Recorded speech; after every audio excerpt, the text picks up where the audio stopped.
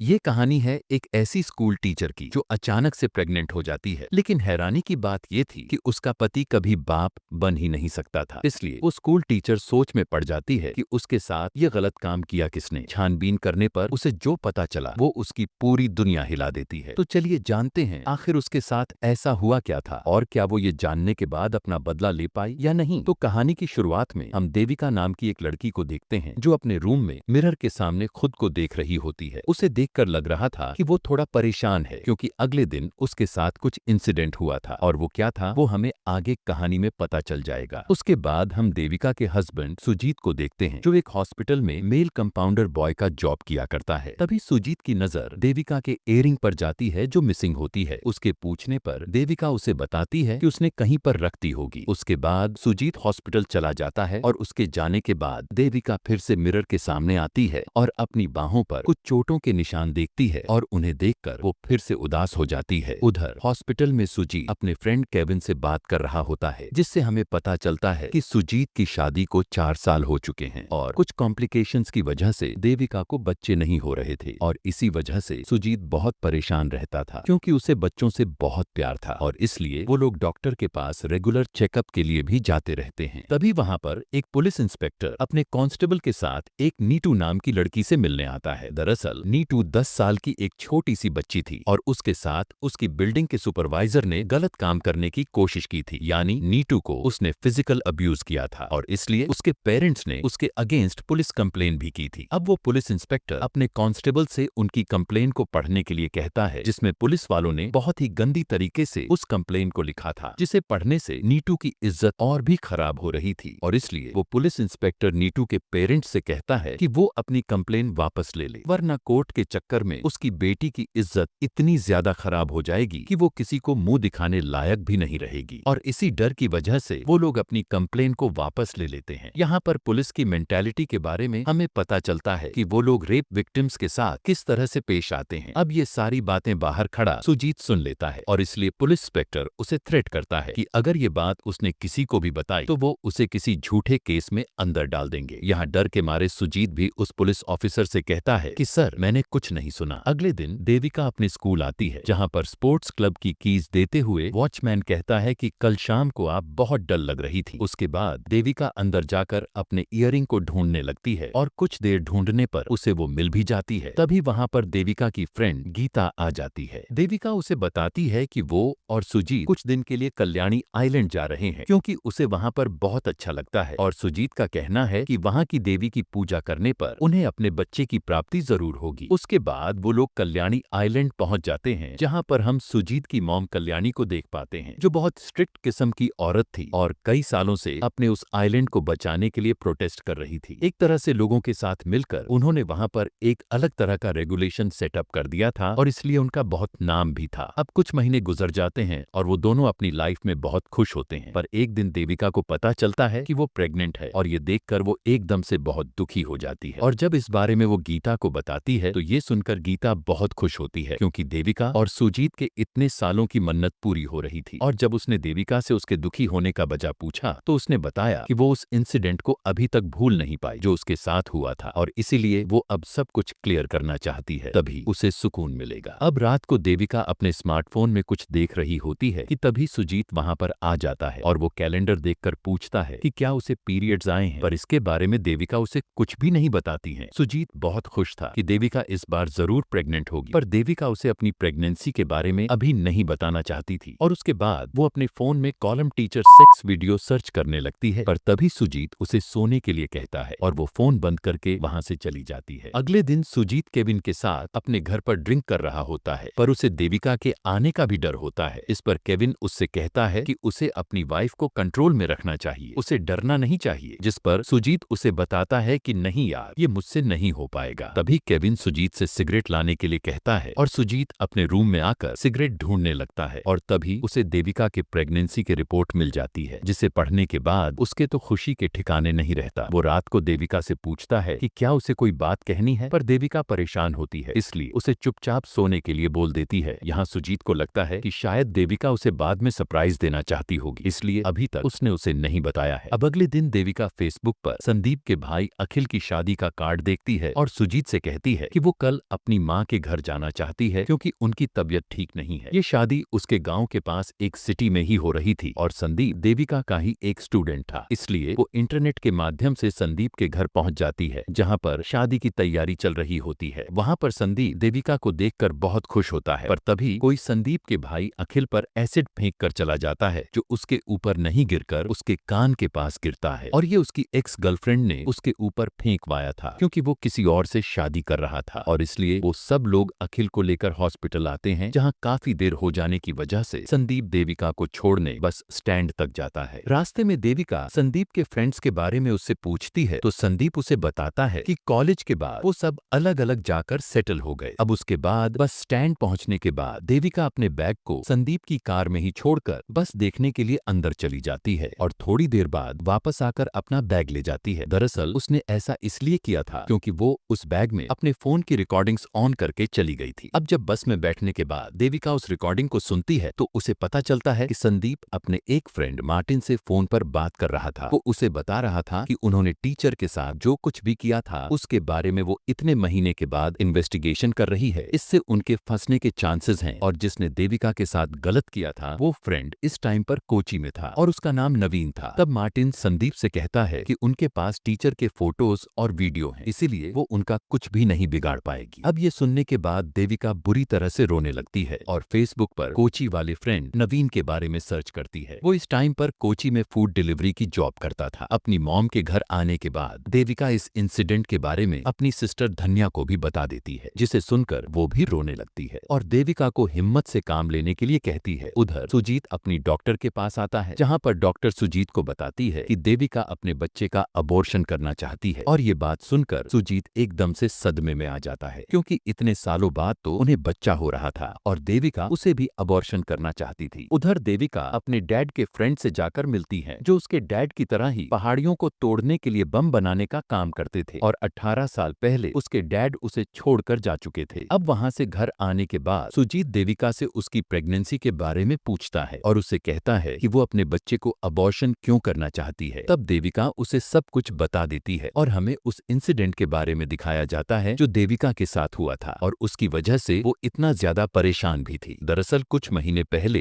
Athlete meet होने वाली थी जहां पर विवेकानंद स्कूल के कुछ लड़के देविका के स्पोर्ट्स क्लब हॉल में एंजॉय कर रहे थे। उस टाइम बाकी सारे स्टूडेंट वहां से जा चुके थे तो देविका ने उनसे वहां से जाने के लिए कहा। तब उन लड़कों ने देविका को एक टॉफी खाने को दी जिसमें कि ड्रग्स मिला हुआ था और उस टॉफी को खाने के बाद देविका चक्कर खाकर वहीं बेहोश हो गई थी और उसके बाद नवीन और उसके फ्रेंड ने देविका के साथ गैंगरेप किया और उसकी वीडियो बना ली। जब देविका को होश आया तो उसकी हालत बहुत खराब हो रखी थी। उसे उस टाइम पर पूरी तरह होश भी नहीं था, इसीलिए वो अपने घर आ गई और ये वही दिन था जब स्टार्टिंग में हमने देविका को मिरर के सामने खड़ा हुआ देखा था। उसकी बॉडी पर उन लड़कों ने बहुत से जख्म दे दिए थे जिसे सुनकर सुजीत उस पर गुस्सा करने लगता है। वो उससे कहता है कि वो तू अपने पेट में पता नहीं किसका पाप लेकर घूम रही है और इस तरह से वो उसे बहुत बुरा भला कहकर हॉस्पिटल चला जाता है जहां पर वो सारी बात केविन को बता देता है और इसे सुनकर केविन उसे कहता है कि उसने पहले ही कहा था कि वो अपनी वाइफ को इतनी छूट न दे। वो सुजीत को उस बच्चे को अबॉर्शन करने की सलाह देता है ताकि समाज के लोग उस पर उंगली नहीं उठा सके, पर सुजीत इसके बारे में केविन से कहता है कि वही देविका से जाकर इस बारे में बात कर ले। अगले दिन केविन देविका के पास आता है। उस टाइम पर सुजीत की मॉम भी वहां पर आई हुई थी, इसीलिए सुजीत अपनी मॉम को अंदर ले जाता है और केविन देविका को ही ब्लेम करने लगता है। जो भी उसके साथ हुआ था उसके लिए उसे अबॉर्शन करने के लिए भी कहता है। इस पर देविका गुस्सा हो जाती है और केविन को वहां से भगा देती है। रात को देविका सुजीत से कहती है कि केविन उसका हस्बैंड नहीं है, तुम हो, इसलिए उसे जो कुछ भी कहना था वो खुद आकर कहना चाहिए था। इससे सुजीत को भी अपनी गलती का थोड़ा बहुत एहसास होता है और वो देविका के साथ देने के लिए तैयार हो जाता है और इसलिए देविका के कहने पर वो दोनों पुलिस कंप्लेंट करने के लिए जाते हैं। पर अंदर जाने से पहले सुजीत देविका को समझाता है कि पुलिस वाले उससे बहुत गंदे गंदे सवाल करेंगे और इसकी वजह से उनकी हर जगह बदनामी भी होगी और फिर उसकी सिस्टर धन्या की भी शादी होना मुश्किल हो जाएगी। अब यहाँ पर देविका समझ चुकी होती है कि सुजीत उसका साथ नहीं देने वाला, इसलिए वो गुस्से में वहां से अपने घर आ जाती है जहाँ पर कल्याणी उसे समझाती है कि उसे अपनी लड़ाई अकेले ही लड़नी होगी और अपने दुश्मनों को सजा देनी होगी। इसीलिए अगले दिन देविका सुजीत को छोड़कर अपने मॉम के घर चली जाती है और जब सुजीत कल्याणी से पूछता है कि उन्होंने देविका को क्यों जाने दिया तो वो सुजीत पर गुस्सा होती है और कहती है कि उसे उसकी इस कंडीशन में उसके साथ होना चाहिए था, पर समाज के डर से उसने उसका साथ नहीं दिया और फिर वो भी वहां से गुस्से में अपने आइलैंड पर चली जाती है। उधर देविका हॉस्पिटल आती है जहां पर उसे सुजीत का कॉल आता है। उधर